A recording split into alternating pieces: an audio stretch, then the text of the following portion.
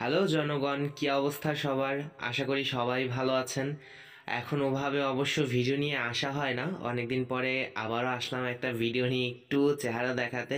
সবাই নিশ্চয়ই আমাকে ভুলে যাননি।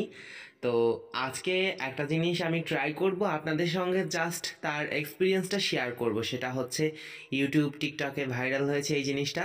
এই চিপস দিয়ে নাকি নুডলস রান্না করে সবাই। তো সেই জিনিসটা আজকে আমিও একটু ট্রাই করে দেখি। নিয়েছি চিজ পাফ, আর সাথে নিব একটা নুডলসের প্যাকেট।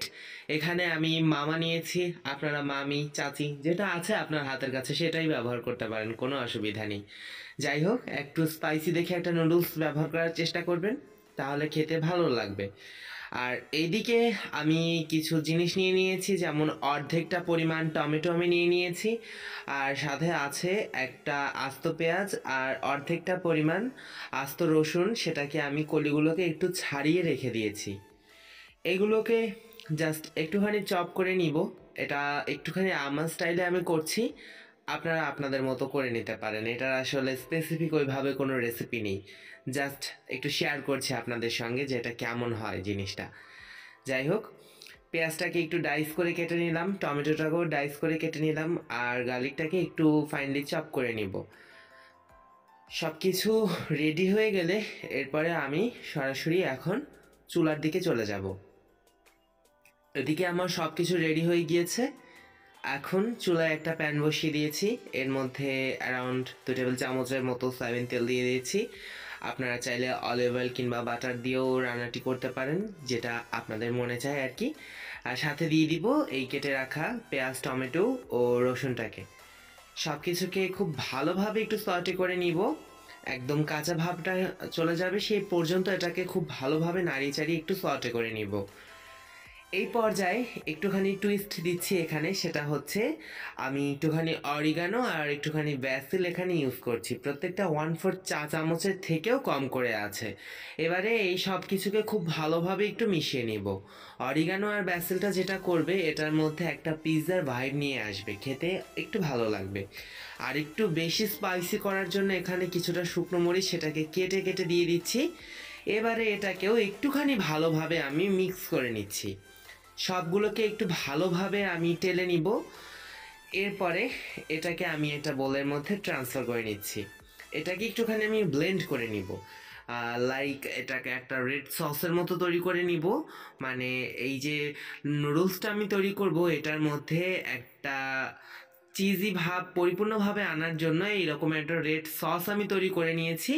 দেখতেই পাচ্ছেন, এতে করে নুডলসটা একটু আঠালো হবে আর অনেকটাই চিজের মতো লাগবে। যাই হোক, এবারে অন্য একটা প্যানের মধ্যে আমি এখানে 250 ml এর কাপের 1 কাপ পরিমাণ পানি দিয়ে দিচ্ছি, এবং পানিটা একটু গরম হয়ে গেলে ওর মধ্যে আমি যে ইনস্ট্যান্ট নুডলসের প্যাকেটটা নিয়ে রেখেছিলাম সেটাকে একটু ভেঙে দিয়ে দিচ্ছি। সাথে টেস্ট মেকারটাকেও আমি সম্পূর্ণ দিয়ে দিব।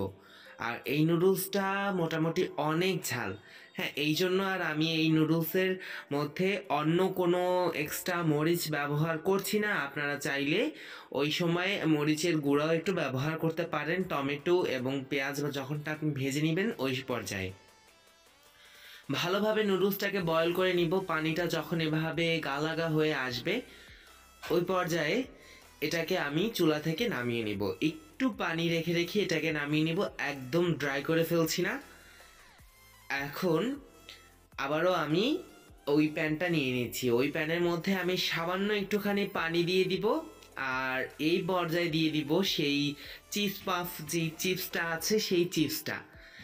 আসলে এটা যখন প্রথম আমি দেখি আমার কাছে একটু উইয়ার্ডই লেগেছিল যে এই রকমের করে আবার হয় নাকি, এটা কেমন না কেমন লাগে খেতে। তো সবার দেখলাম যে পজিটিভ রিভিউ, এরপরে আমিও চিন্তা করলাম একটুখানি রান্না করেই দেখি কেমন লাগে। যাই হোক, এবারে আমি এইটাকে দিয়ে দিয়েছি চিপসটাকে। এখন একটু ভালোভাবে নেড়েচেড়ে মিশিয়ে নিচ্ছি, আর কিছুক্ষণের মধ্যে এটা এভাবে মেল্ট হয়ে যাবে। ওই পর্যায়ে ব্লেন্ড করে রাখা মশলাগুলোকে আমি এর মধ্যে দিয়ে দিব। ভালোভাবে এটাকে ভুনে নিব একটুখানি, এটা আঠালো হয়ে আসা পর্যন্ত। যখন এটা মোটামুটি একটু আঠালো হয়ে আসবে ওই পর্যায়ে রেডি করে রাখা নুডলস যেটা সিদ্ধ করে রেখেছি সেটাকে অ্যাড করে দিব। দিয়ে ভালোভাবে একটুখানি এটাকে টস করে নিতে হবে, তাহলেই রান্নাটা মোটামুটি এখানে তৈরি হয়ে যাবে। আপনারা চাইলে এখানে একটুখানি মজরেলা চিজও অ্যাড করতে পারেন। গত রাত্রেও আমি রান্না করেছিলাম, তখন আমি মজরেলা চিজ অ্যাড করেছিলাম, তো সেটা খেতে আরও বেশি ভালো লেগেছিল। তো এখন আমি এটাকে একটা সার্ভিং ডিশের মধ্যে সার্ভ করে নিচ্ছি। কালারটা কিন্তু অনেক লাল হয়েছে। এটা আসলে নুডলসটাও স্পাইসি, সেই সাথে চিপসের কালার, মরিচ টমেটোর কালার সব মিলিয়ে দুর্দান্ত একটা কালার এসেছে। আর এটা খেতেও অনেক বেশি মজা হয়েছে। একটা sunny side up egg poach এখানে আমি দিয়ে দিলাম। তো ডিমটা আপনারা চাইলে অ্যাভয়েড করতে পারেন। আর এটা এখন একটু টেস্ট করে দেখার পালা। তো প্রথমে আমি ভাবছিলাম কেমন না কেমন লাগে, কিন্তু দুবার খাওয়ার পরে আমার মনে হলো যে না, এটা বেশ ভালোই, খুবই সুন্দর এটা খেতে। ওভারঅল আমার কাছে ভালো লেগেছে। আপনারা যদি পছন্দ হয় সেক্ষেত্রে একটুখানি ট্রাই করে দেখতে পারেন যে কেমন লাগে আপনাদের কাছে।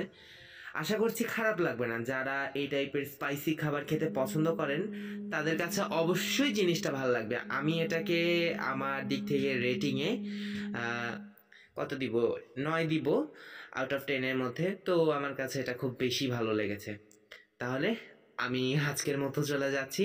যারা আমাকে ফেসবুক থেকে দেখছেন তারা আমার পেজটিকে ফলো করবেন, আর যারা ইউটিউব থেকে দেখছেন তারা আমার চ্যানেলটিকে সাবস্ক্রাইব করবেন। দেখা হচ্ছে আপনাদের সঙ্গে নতুন কিছু নিয়ে। সে পর্যন্ত সবাই ভালো থাকুন। আল্লাহ হাফেজ।